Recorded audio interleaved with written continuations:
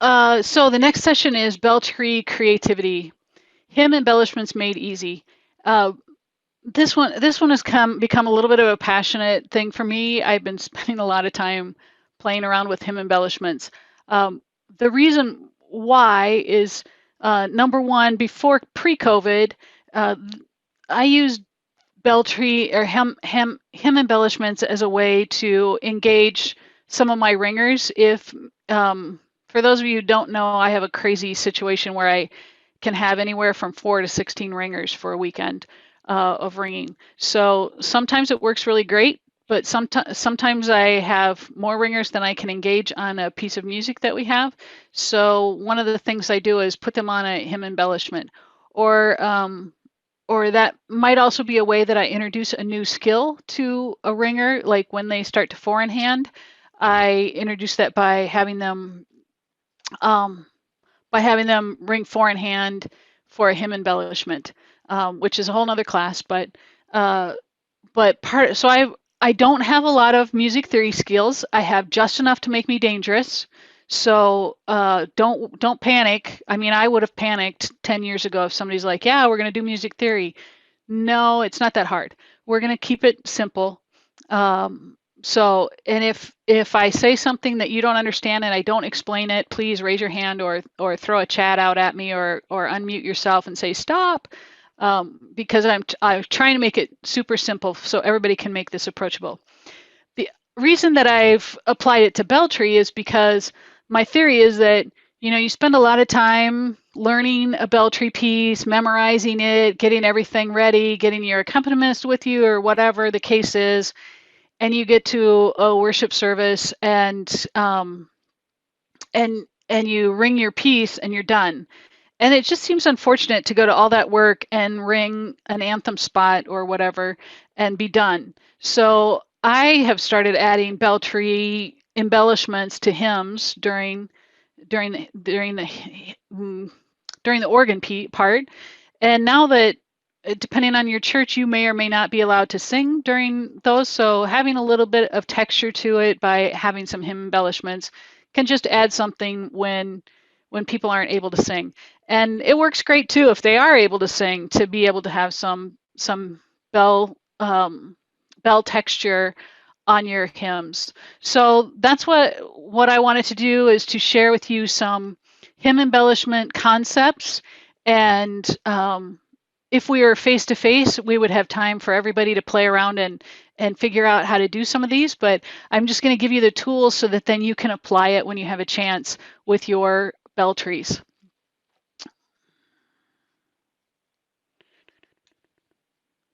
Come on, next slide. There we go. So we're going to, in this session, because we don't have a ton of time, we're going to explore basically three concepts. First, pentatonic. It just makes it super easy to start there. It doesn't take a lot of skills and so forth, so that's a great place to start. So that's what we're going to do. And then we're going to look at ostinatos. Again, great place to start. Super easy, so we're going to start there. And we're going to talk about open fifths. These three concepts take very little music theory knowledge, and I'm going to give you some tips and tricks to help you with that as well.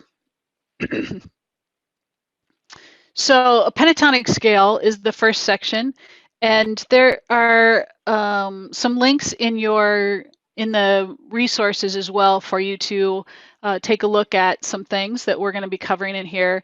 There's a pentatonic scale video available on the Handbell resources library, so you can learn more about a pentatonic scale. The circle of fifths, which we're going to be using, and I keep a circle of fifths in the front of my handbell book all the time.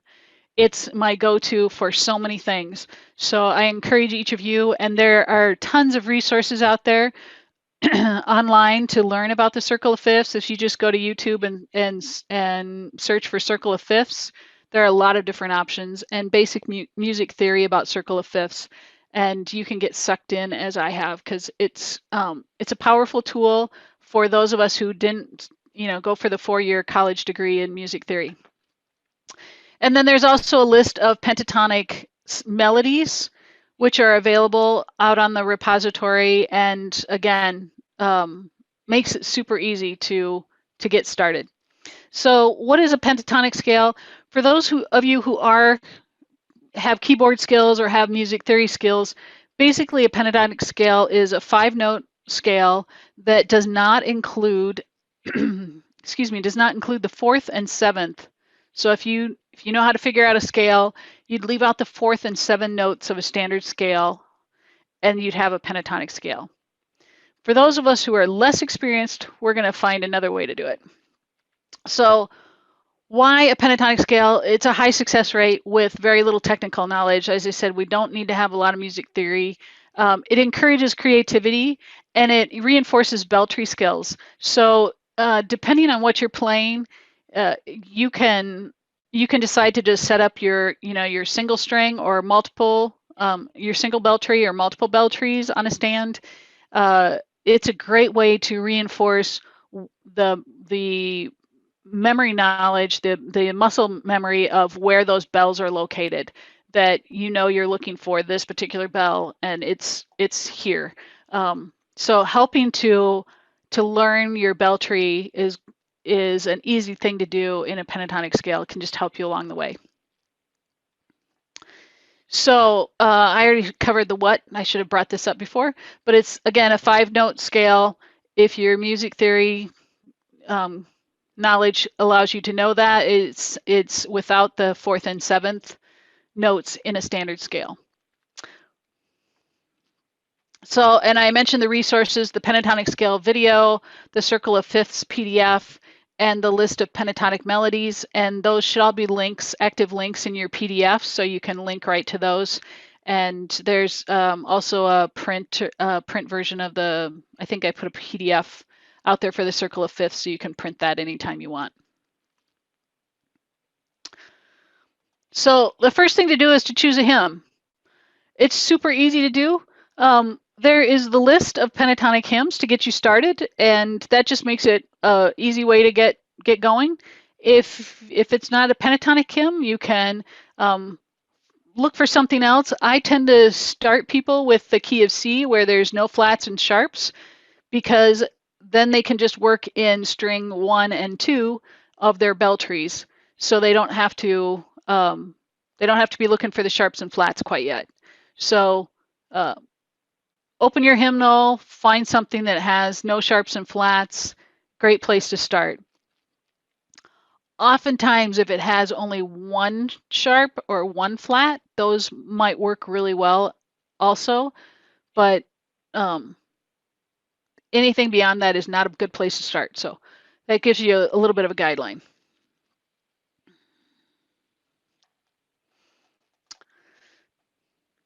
So limited accidentals, look through the music, make sure that at least in the melody line that there aren't too many, accidental sharps and flats thrown in there. Those can cause a little bit more heartache. So again, just keeping it simple to get started. That's one of the things that I would avoid for an initial look through. So here's some first string. These are first strings, so just C6 through C7 that are pentatonic.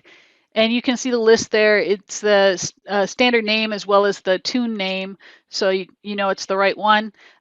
You can ring any of these in C to C. However, that doesn't necessarily mean that that's what your hymnal is in. So take note that this is for rehearsal or practice purposes only, a place to get started.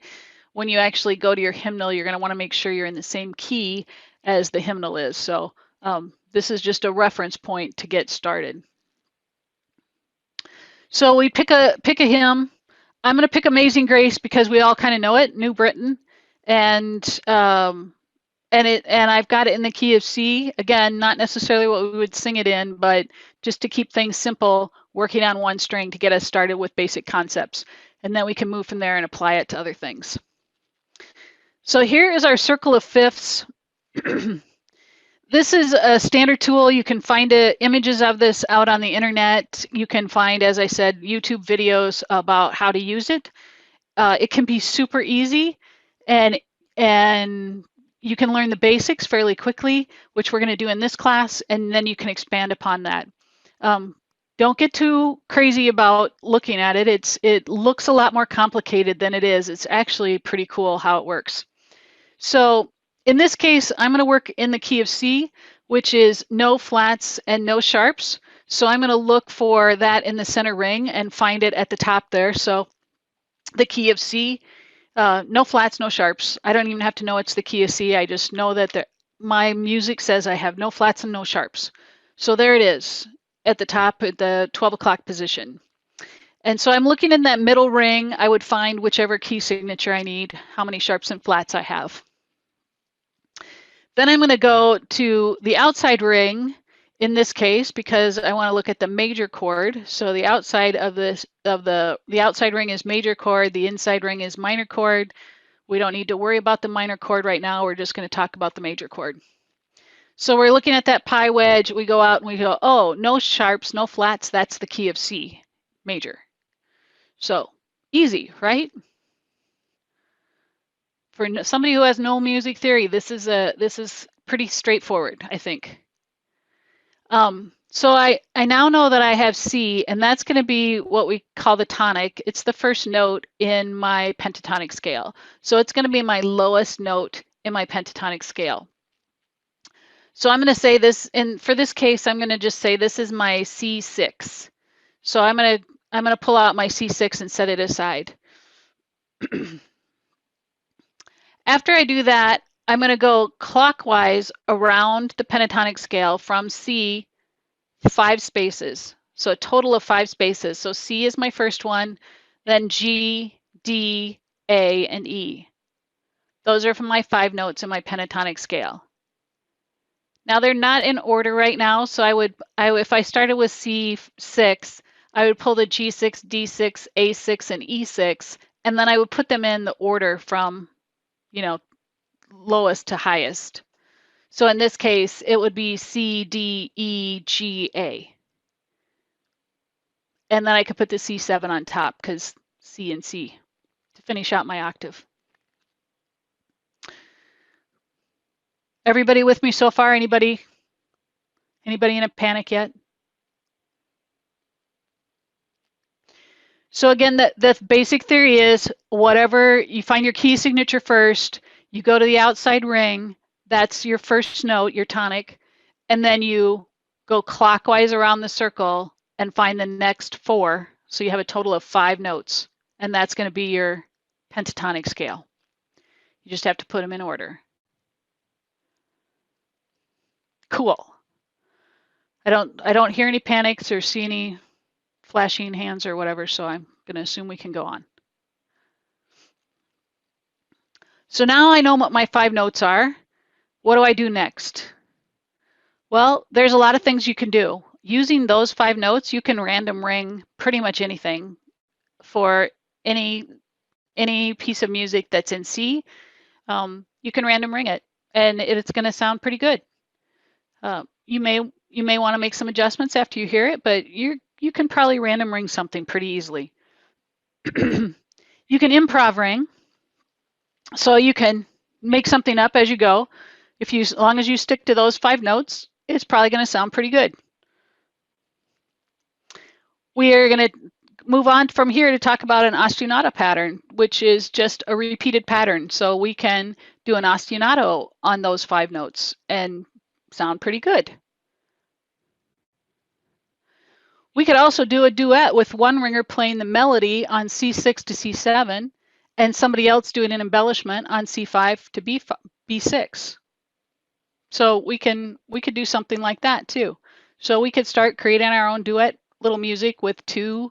We could use the processional dowel pole, the dowel pole, and string up our first 2 strings, C6 to C7 and C5 to B6, and we could have one person ringing one of those melodies that I showed you on a previous screen, and have somebody else doing embellishments on the lower octave. So we could also do a duet depending on, have to be a little bit careful because sometimes you need that C at the top of the octave, but you could take turns on verses or phrases. So maybe both of you are ringing while the organ is playing verses, or a keyboard is playing verses, and you're alternating what you're doing on different verses or phrases even. phrase in one verse. You could take turns ringing so that you would get some antiphonal sound between the top octave and the lower octave. So there's a lot of different things you can do with that. Oh, you can also process with your bell tree and or chimes or lower bells. So you can create a processional pretty easily with this. So you can expand from just having your solo ringer. We've talked about some duet options. Maybe now you add some chimes or some other lower bells, and you can build this out to a processional or a little fanfare type thing. And you can be spread out with your social distancing and have your own bells and all that kind of stuff. Keep all the rules in place, but start adding other ringers to what you're doing. The biggest thing is to have fun and do what's pleasing to your ear. There's no right or wrong. As long as you stick to your pentatonic scale, you can do pretty well with most music. So it's a great starting point. And I promise we're going to get into some demonstrations, but this one's a little too basic, I think, so I wanted to take it to the next level in the time that we have. Any questions just about pentatonic scale, how to figure out your pentatonic scale, and what you might do with it?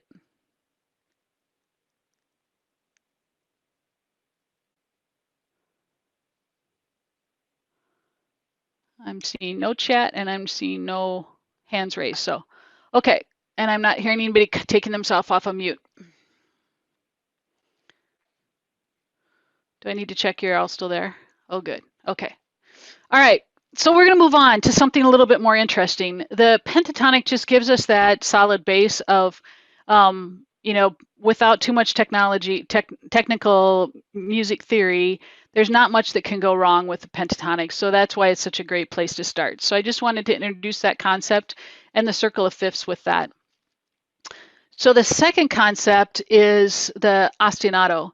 An ostinato is a musical term. The reasons why I like this is, again, a high success rate, little technical knowledge. It encourages creativity because you can be as creative as you want. I mean, I woke up this morning and I came to the bell tree and I started ringing ostinato patterns and was just trying out different things.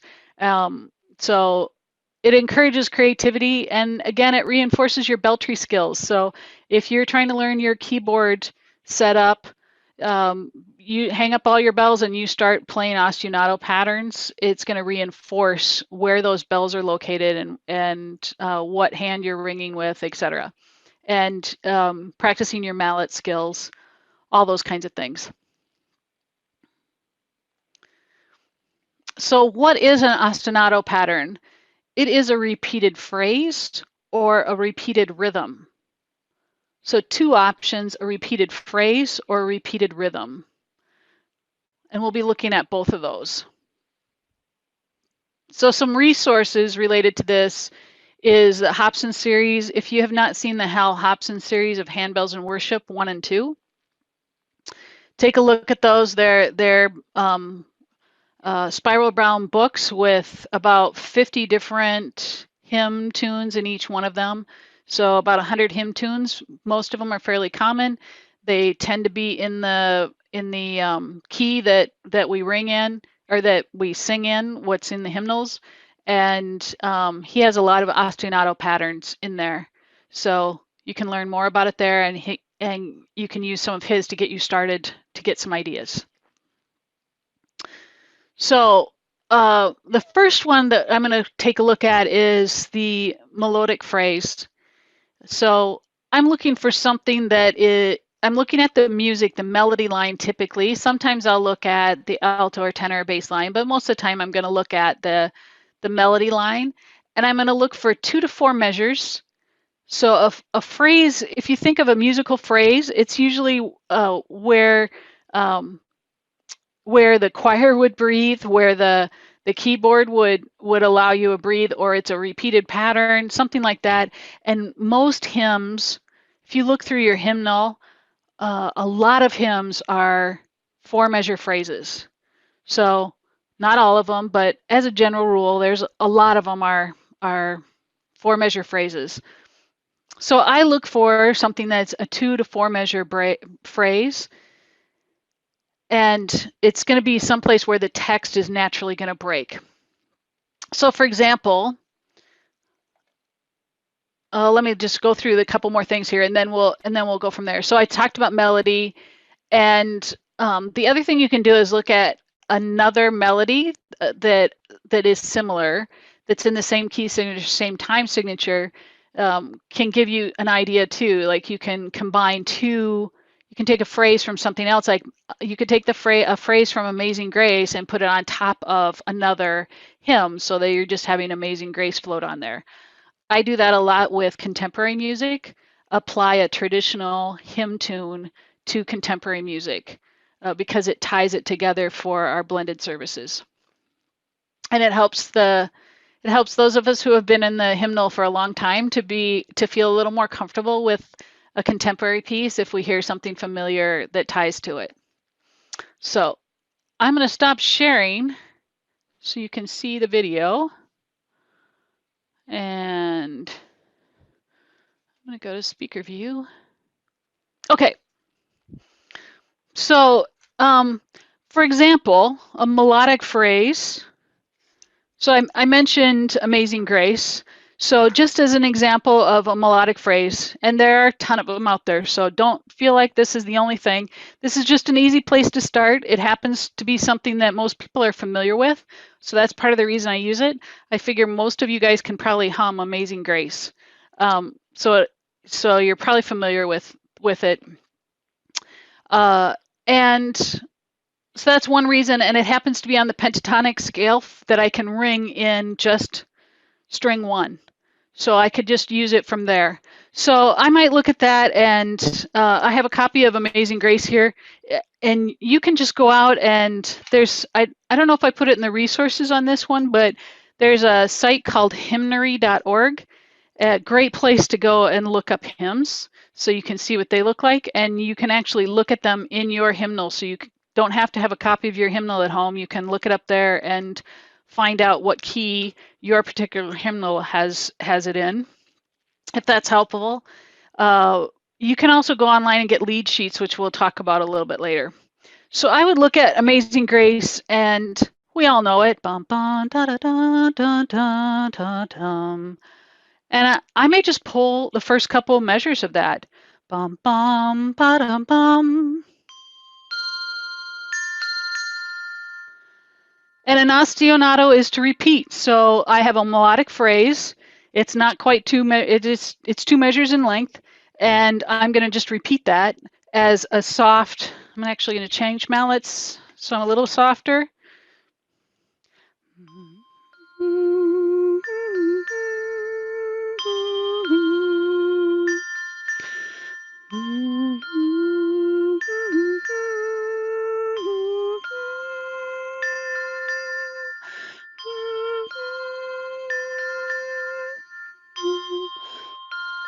I forgot to keep humming.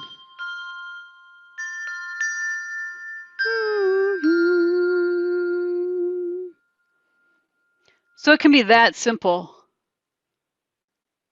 What do you guys think? You can use your reactions, clap, or they don't give you a thumbs down. We should have a thumbs down option. Okay, thanks, Deb. I got a thumbs up from Deb. So it can be that simple, and just having that it be rather ethereal. It doesn't have to be really loud. You are not. I talked last week that in my choir we talk about cake and icing. You are not the cake. You're just icing. You're just adding a little bit of flair on top of that to add another texture for the congregation. It doesn't have to be. You're not on show. It's something simple, something easy.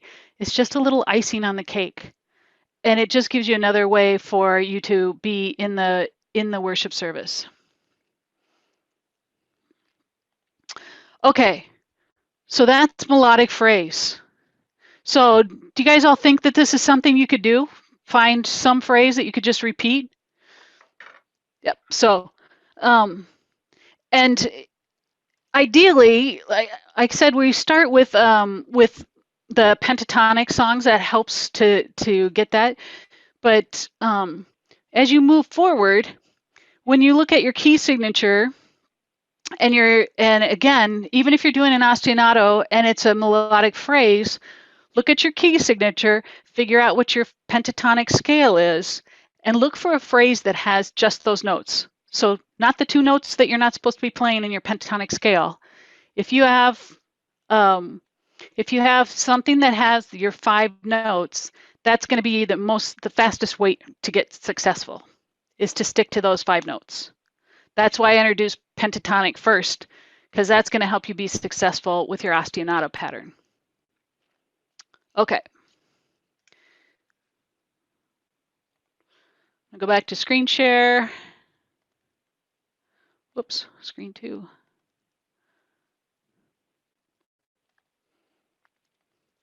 So the second type of embellishment that I would look at, or ostinato pattern that I would look at, is a rhythmic phrase. This gives you a little bit more flexibility. Instead of looking at a melodic line that you're just going to repeat over and over again, take a rhythmic phrase. What is a rhythm in that piece or something that complements that piece that you can repeat, and then change the notes on it? So again, sticking within my pentatonic, I'm going to come up with a rhythm that's 2 to 4 measures in length. It could be the melody, so something from the melody, like, you know, it could be that simple. That's my rhythm phrase that I want to use, but I'm going to apply it to different notes. Or it could be bass line. Bass line's a great place to look for things because they oftentimes have something that's a little bit different rhythm than what the melody line is. So I may look there to see if I find an interesting rhythm. You can look through any of them, the alto or tenor line as well, but I may look at one of those supporting harmonics to see if there's an interesting rhythm, and oftentimes it's in the bass line. So I love looking at the bass line and go, what are you guys doing down there? Because that's going to give you that they often are the percussion, the drum, the beat that carries the music. And so lots of times there'll be an interesting rhythm in the bass line. And again, you can always look for a similar melody or that's in the same key, same time signature, but has a rhythm that is interesting that you can adopt to your hymn that you're looking at. Okay, so what does this look like? So I'm going back to Amazing Grace, and this time I came up with a little bit of a pattern, and it starts out similar.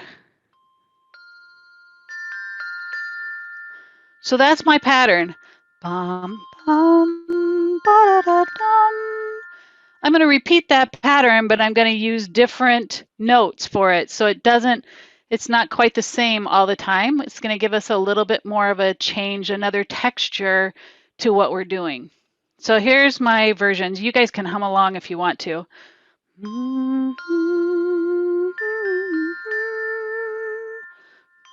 Okay, I'm going to start that again. Can't hum and play it at the same time. Amazing Grace.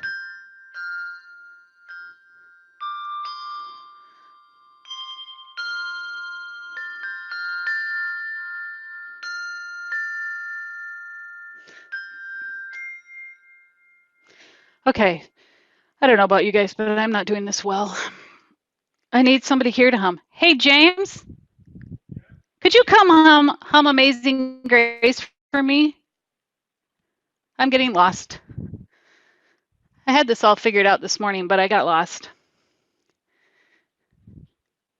Could you just stand here and hum Amazing Grace for me, please? Oh, no, you don't have to hum loud, just loud enough for me to hear. Okay, somebody's off of mute. No, you get to use my key.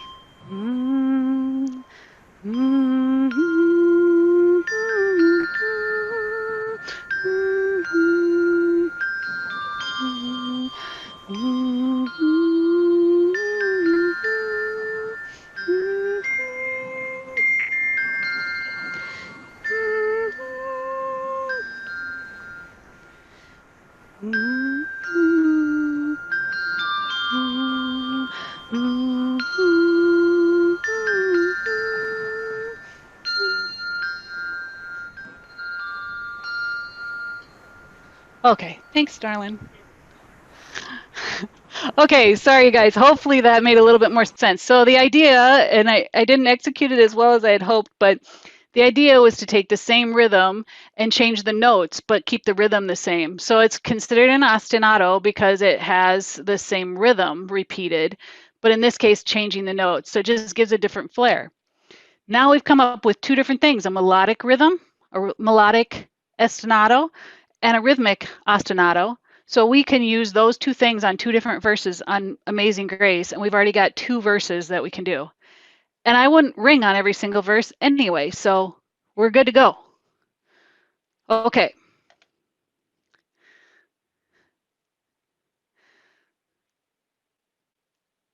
Yep.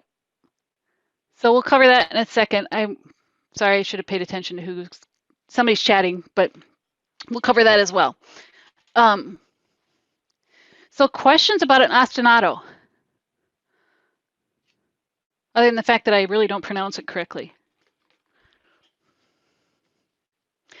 Do you guys think this is something you could do? That you could actually find a melodic phrase or rhythmic phrase and apply it?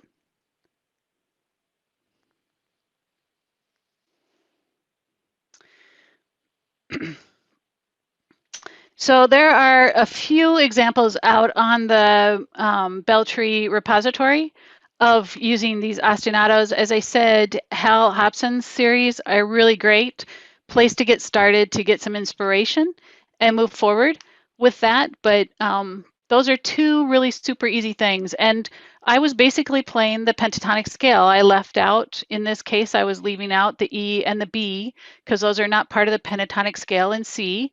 So I went back to my circle of fifths, determined what five notes I wanted to work within, and then I applied it. And I can tell you, I was here this morning humming this. I just came up with that rhythmic phrase this morning. And I was humming it and going, yeah, I don't really like that. I'm going to change it. So I just kept playing with it until I had the notes where I thought I wanted them. Then I tried to remember them. So that's the rhythmic phrase and the ostinato. Okay.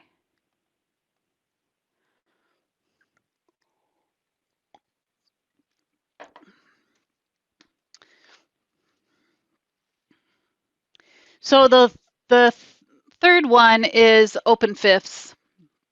There are a variety of things you can do with open fifths as well. Um, Again, I have the resources of the Hal Hobson series here for you. He tends to use open fifths as well. This is another one that doesn't require very much technical knowledge. We can apply the circle of fifths to it, so it keeps it pretty simple. And we can reinforce our Belltree skills with it. We're also laying a foundation for using lead sheets, which lead sheets are oftentimes used by contemporary worship teams. They don't get a melody line or they don't get all the harmonies written down and everything. They just get a lead sheet, a guitar sheet basically, and they work from there. So this is a step towards that, where it's also kind of that we it's interesting because we sort of learn how to use a lead sheet when we work with kids choirs. You've seen the music where it doesn't have music notes, it just has the letters and maybe how long it's supposed to be. And that's how we oftentimes teach kids, because we don't teach them to read music right away. We just teach them the letters and which bell is that letter. They match the bell to the letter, and they know they're supposed to ring on that, and it may have a pattern to it or something, so that they know what they're ringing. But that's basically what a lead sheet is. So if you think of those color-coded bells that the kids choirs oftentimes use, they're starting to learn how to read a lead sheet. They just don't know that that's what they're doing. But it's that simple. So open fifths is the beginning of that, and I did that on purpose, just working in fifths, because it's the least complicated. It gives you some basics and without going overboard to get started. So it's the beginning of your chord structure, but without too many twists and turns to it. So you don't have to have a ton of music knowledge for this. So What is it? The open fifths is the tonic or the first note in the chord and the fifth note in the chord. So that's all we're looking for is the first and the fifth. So I pulled out Love Divine, Love Excelling, All Loves Excelling, sorry. This is not actually one I'm going to demo, but I pulled this one out because it has, I went online and just looked at, well, I'm actually going to do a version of this. So this is to the tune of Heiferdal, which you all know. You may know it by different names. Bum bum ba da dun dun dun dun dun dun dun dun. Well, that's good. I forgot to take out the timings in here from when I did this as a video. So this has this is Heiferdal. I just went online and looked for a lead sheet. So I searched for Heiferdal lead sheet, and it came back with this Love Divine, All Loves Excelling, and I printed that out. So you have, whoops. So you have the guitar notes here, guitar chords written. The first letter in the guitar chord is always going to be your tonic. So in this case, on measure 1, our first note is going to be F. That's also our tonic, and we also know that because we have one flat. So we want to look at our key signature. So we have one flat, and we're going to go to our circle of fifths. We're going to look at our one flat, and we find our F there. So we go one space to the right, and we find the C. The C is the fifth above F. So there's our open fifth. That's all we need to know, F and C. And the interesting thing is if you go back to Love Divine, All Loves Excelling, the F is on beat 1 and the C is on beat 3. You can apply fifths even in 3/4 time or in 4/4 time. You can apply the fifths on the first and third beat of the measure. Super easy way to get started. So I would play the F on beat 1 and the C on beat 3. And then in the second verse or second measure, I have an F again, and I would play the C, which is my fifth from F. We learned that on our circle of fifths. I would play the C on beat 3. And I would continue that. So I don't need to look at every single chord that's written on here. I'm just going to look at the first note. So part of the reason I chose this one is because it has all these different things on here that we can look at. The F and C is pretty easy, those first two measures. And then we start seeing things like B flat with the /D and C7/E and the F and the C and the D minor, DM. Most of that you can ignore. And here's I'm going to show you the printout. Oops. So here, the no impact, if it has a, so this is all, I use C, but you can substitute any other letter. So C, CM is C minor, C with a minus sign, C7, C sus, C add. Those you can ignore for right now because they don't impact the tonic or the fifth. So look for music that has any of these things. The things that you don't want to start with from just getting the basics started is the fifth augmented and the fifth down, the fifth diminished. So if it has an AUG behind it, a plus sign, or a number 5, minor #5, or dim, or flat 5, those, if you have that in your music, I would not start with that today. Those impact the fifth, and so you need a little more music knowledge than what we're doing today to cover those. So if it has, again, if your hymn has those kind of guitar chords in it in the lead sheet, ignore those. Don't use that as your starting point. That's a little bit more advanced than we're doing today. So keep this as a little cheat sheet for you of what things to look for and what things not to look for. What things to avoid for right now. Okay, so how do I apply open fifths? So again, I go back to my circle of fifths. I look at my guitar chord that it showed me, like the F, and move to the right to see my C. And then I would apply that first, the tonic, the first note in the chord on beat 1 and the fifth on beat 3. Easiest way to get started. It works for both 3-time or 4-time. 3/4 time or 4/4 time. If you want to play a little bit more advanced, you can play both the first and the fifth on beat 1. So you play both of them. I find that a little more difficult in the keyboard setup to play fifths. It just depends on how you're feeling, but you could also restring your bells so that they're not in keyboard order. Might be easier for playing fifths, both notes together. You could do a simple rhythmic pattern just with those two notes. So keeping it super simple, but doing an ostinato pattern between those two notes, that could be a possibility.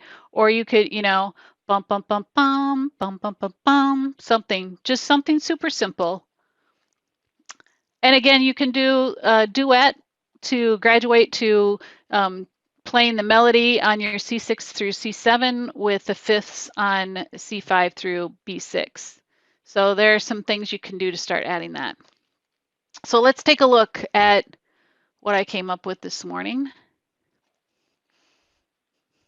For Hyferdal, see if I can do this. So here's what I did. I went through and just wrote F, C, F, C, B flat, F. So I just went along and put my fifths in there. You can see on the third stanza, I got a little mixed up there for a second. So I went back and corrected it because it didn't sound right when I played through it. So I had to correct it. But you can play a variety of things. So here we go. This is Hyferdal. Bum.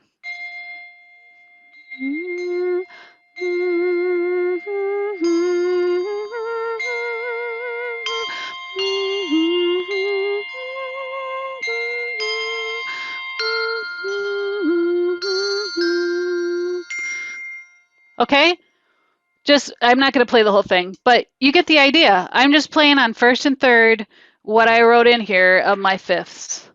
And I use the circle of fifths to get that. Again, using the circle of fifths, whatever note I'm looking for. So like if I went for B flat, I know that the fifth above that is F. From F, the fifth above that is C. C, a fifth above that is G. G, a fifth above that is D. So that's all I have to do is work to the right. One note is my fifth. So it's pretty easy to, go from your lead sheet, and I just wrote over the top of my lead sheet. There was an F there, but I wrote it in big letters so I could see it. And then I'd add my C. So I ignored everything, all the things that are in small, like that B flat that we saw in the PowerPoint. I just ignored everything except for the B flat because that's all I care about. And then I put the fifth in behind it.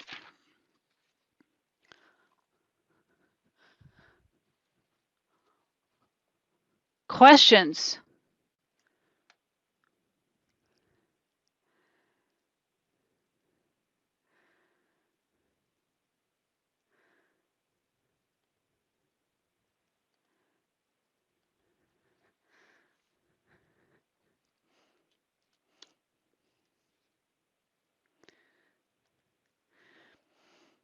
So some helpful hints, and these are really important. So something you should always do. So I get a list of music from the pastor, the director of music, whoever's deciding on those hymns. I get the list, whether it's from my bell choir or I'm playing bell trees that weekend or whatever is happening. I want to get that list a little bit in advance so that I have time to play around with these things. So I'm going to take that list and look up my songs, make sure that I check with my keyboardist first. So I'm going to first check the key signature and make sure I know what I'm doing, but then I'm going to talk to the keyboardist before I do anything else. And there's a reason why, because keyboardists have a lot of fun. They don't always follow what's in the music. They start improvising. And if they don't know what you're doing and you don't know what they're doing, it's not going to be a happy situation. Someone's going to turn left when somebody turns right, and you're not going to get there together. So make sure you know which hymn tone you're using. A little kind of a funny story. This is not necessarily related to bells, but when James was preaching in one of the rural communities here during the Lenten service, midweek Lenten service, the keyboardist couldn't come because she was home alone. Her husband was gone, and she had to take care of the pigs. She had to do chores. So we had no keyboardist for services that night. And um, they had already picked out the hymns, so James is like, we'll just sing it a cappella. Well, James and I grew up in the ELCA world, and this was in the Missouri Synod Church, and we started to sing, and it was a different melody than what was in their hymnal, so it was kind of crazy. So that's why I always go to the hymn tune. Make sure that if someone's using Hyferdal, you're all using Hyferdal. Make sure that your keyboardist and you are both on the same hymn tune.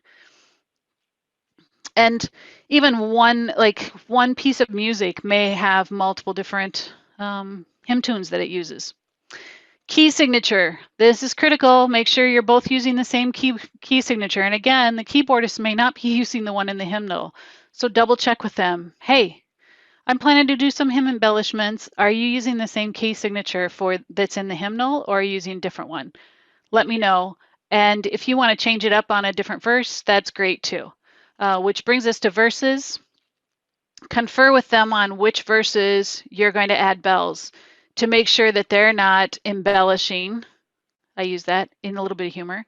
That they're not embellishing on the keyboard during that. If they want to improv a verse or change keys or do something else, make sure that you're coordinated, that they're doing that on verse 4 and you're only playing on verse 1 and 2, or whatever the case is.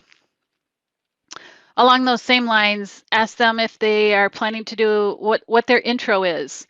It's oftentimes the last phrase of the piece. Sometimes they play the whole thing, which if it's something like "Come, let us eat," where it's the same, the melody line is repeated a couple times, you may think that I can't think of another piece right now, but the beginning phrase and the ending phrase are the same. If they're planning to play the whole thing and you think they're only playing the last phrase, they play the last phrase, you start to play, and they're on phrase 2 when you thought they were starting a new verse. So make sure you know what the intro is. If they tend to do a bridge between 2 verses, that would be helpful to know as well. And then any cues, if you need any nonverbal communication, if like maybe during communion they're repeating the same melody line, maybe it's got 27 verses and they're just going to play as many of them as they need to fill up communion time, and they want you to play on every other verse or something. It would be good to know when they're going to be done, when they're going to call it the last verse. So that's an extreme example, but verbal cues can be helpful just to know how you're going to communicate with each other. In our sanctuary, the organ is up front, and we tend to ring from the back because it would be in the way to have bells up front for communion. So there's a lot of distance between the keyboardist and the bells. So having nonverbal cues can be really helpful. So I think I covered all the crash and burn things that you need to check on before you even start thinking about what you might be doing. And if you have an opportunity to run through some of those verses with the keyboardist in the morning before services start, that would be great. Or before you're recording, whatever the case is. Resources. Again, the Belltree Google group and the repository and the Hobson series. There's also the Hobson Descant series, which can be helpful to get some hints from there. Sometimes I just pull a rhythm or a phrase out of the Descant and adapt that for Belltree. So those Hobson series can be helpful. And as I mentioned before, Area 7 has a Bell Tree loan program. So if you're in Area 7 and you need some help getting started with bell trees, we have in that pack bell tree stand, mallets, spacers, and dowel trees all in that pack. So there's more information on the Area 7 website. I wish you all were here so that we could actually play around a little bit. And if we were together, what I would have you do is to create your pentatonic scales, some of you with each of the different strings of bells, and then have you come up with your own embellishments, and then we'd have some little show and tell at the end of our class time together. So I wish we could do that, but doing it virtually doesn't always lend itself to that. Questions? Comments? Is this something you think you could do? Is this like out of scope for you? I would love your feedback. Darcy, go ahead. I was just going to comment that if you have access to any of the materials by Carl Orff, who does a lot of work with ostinatos and rhythm patterns, melodic patterns, you know, those books would be very helpful too, to give you more ideas on what to do. Awesome, thank you. Check with your elementary music teachers. I have found sometimes that if you look up descants for hymns, you can use those or part of those as an embellishment. Yeah, Hobson is just one idea. I actually have a ton of, I'm a music hoarder. I don't even use half of what I've got. But I have several descant books, and I oftentimes will, like I said, go through and look for those. So yeah, great idea, Dawn.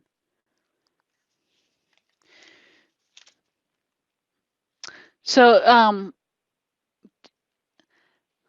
going to ask for y'all's help right now as well. This class and the beginning class and the next class, the Bell Tree and Choir class, I've gotten selected to teach all of those at National next year.